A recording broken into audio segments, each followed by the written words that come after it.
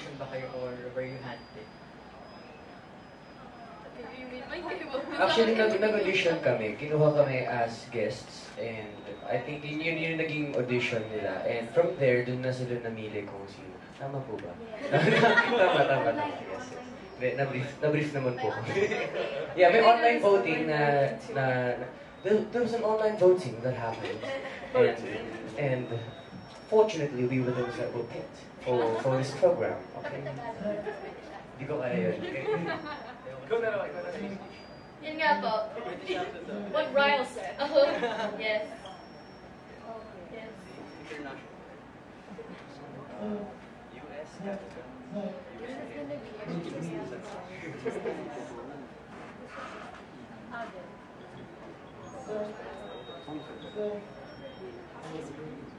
Hi, I'm Giga Krishna from TV Patrol. Hi.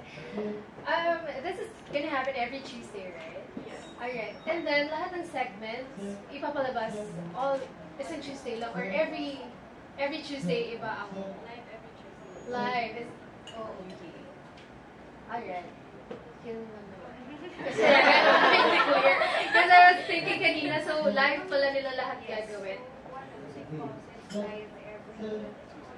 It's live every Tuesday. So parang, as Olga said, it's our sixth Sunday already. So it's every 5 p.m. You can watch it online on YouTube, channel of One Music. So yeah, but they can also watch the recording also on our YouTube channel. It's every Thursday. Oh, alright. I think this question na lang will go to you po.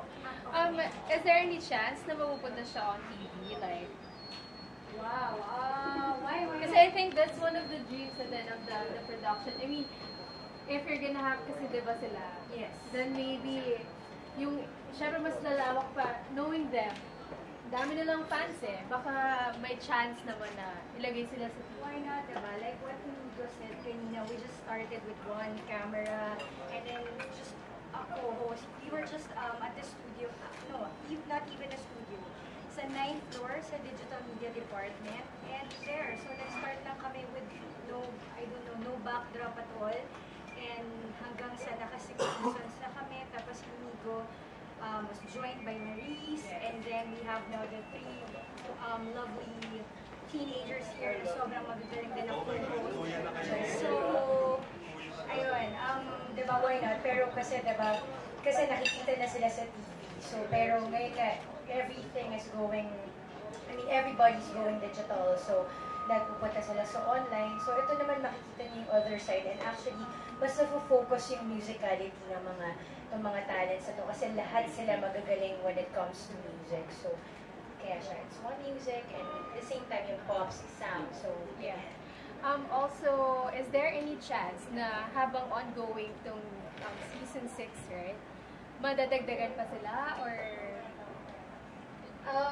Sabi ko nga, diba, yun, nag-start kami from just 1 host, 2 hosts. Actually, the original Pops, it was Inigo and Alexa Ilacad. So, and then it became Inigo, si Inigo, tapos madami pa. So, who knows yung pwedeng mangyari sa Pops, maraming opportunity. So, at lagi naman kami nagtitrend every Tuesday, and there are a lot of opportunities for the show. So, we'll see and we'll find out. alright. I think more than anything, we need the support of everyone. Syempre, I mean, for a show to be successful, more than us putting the work, it has to be teamwork from everyone as well. And we're glad, we're very, very thankful for the support we've had for the past seasons. And syempre, we're welcoming our new family members out here, and we're very, very excited. There's more space to grow as a family, as a whole. Yeah. Alright. Thank you. Thank you. I just want to ask. I got you. Hello? The mic's not. Pass this mic. To Inigo, tanong ko lang, how is it working with this kind? Kasi parang nalilinya ka na sa hosting, no? Mix, tapos ito, di ba? How is it working your hosting ability here and hosting ability in mix? Well, One Music. How do you differentiate it? One Music is, well, I can say I really started with One Music in terms of hosting and really learning how to talk in front of people and really just learning how to communicate without overthinking. Pero with Mix kasi, what I learned with Mix is, well, I mean, there's things that are very, very similar. You have to be quick, you have to be in the moment, and make sure you listen while you're talking at the same time, which is very, very complex if you think about it. But it's something that you learn throughout the whole process. But how I can differentiate it, siguro Mix is more on really talking about the music that I'm presenting, really talking about the countdown. And also I get to interview other artists then. I mean, in a way it's similar. Pero siguro with One Music, it's one of those live shows that I really just do online na parang mas on the spot, mas candid. It's more on just what's happening in the moment. Mix, on the other hand, is more on really talking about the countdowns and really talking about the music and more on featuring the songs, the music videos that we're trying to put on the show. One Music, on the other hand, is kind of showing more important, not important, how do I say it? Kind of showing more, parang more about the artist rather than the songs. Yeah, and let me just add, because One Music and Mix, they are like siblings under the ABS music ecosystem. So, like what Inigo said again, so si Inigo and Mix, he is more into hosting also. So One Music naman, yung musicality niya, he sings, we have the opening number, he collaborates, he performs with other musicians. So I think yun yung isa sa kaibahan dun sa Mix. Hindi siya talaga magkalaban. No. Kasi yun nga, magkapatid si One Music and si Mix. And Mix is on TV, while this is a digital. So yung question kanina from TV Patrol. So yeah, we're supporting also Mix. Everyone in Pops, if they have something to promote, other projects outside One Music, they're very free to promote it. Like ASAP, iba pa nilang projects. So this is also the platform where they can really promote their music. Like their new album, their concerts, yun, One Music. To Marnigo, tanong ko lang, anong atake yung ginagawa nyo in terms of posting dito? Kumbaga, do you have a script or parang on the spot lang ba kayong dalawa? And di ba kayo nagkakasawang lagi kayo magkasama? May movie, ASAP, and here, di ba? Parang gano'n. Siguro, no? I mean, pag whenever we do episodes, they give us, obviously, they give us a skeleton of the script that we have to, parang what we're gonna talk about. Pero, in terms of just like, what we talk about, we really talk about during the show, it's more candid, it's more on the conversational type of flow. Pero siguro, what you said earlier, kung nagkakasawang kami ni Maris, I think we'd want more time to spend time outside of work. I mean, being able to work is a blessing. That's something that we're very, very thankful for. And I'm glad to be sharing that with her. So no, I mean, we're good. I wanna hear from Maris. Hindi, yung nawala. Hindi, yung atake on doing this. Sa amin naman, yung pag-host namin, wala siyang effort pa. I mean, effort yes, na parang kailangan galingin namin for the same show, di ba? Parang masaya naman yung show. But then, parang yung nakikita ng mga tao sa amin, kami yun, parang yung kung ano nakikita nyo, parang kami yun, parang wala siyang mask at all, na parang this is the post mask, the artista mask, na parang candid talaga siya, na parang ka lang nagla-live sa IG story mo, na parang, hoy guys, ano ginagawa niyo dyan, mga ganyan-ganyan. Tapos, siya lang kami, yung parang masaya lang. Ayan. Hindi ba kayo nagkakasawaan dalawa? Hindi. Sawa.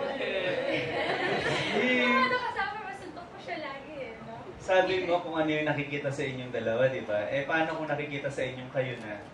Parang gano'n. Nakikita ng mga fans niyo. Ikaw ang sagot dyan.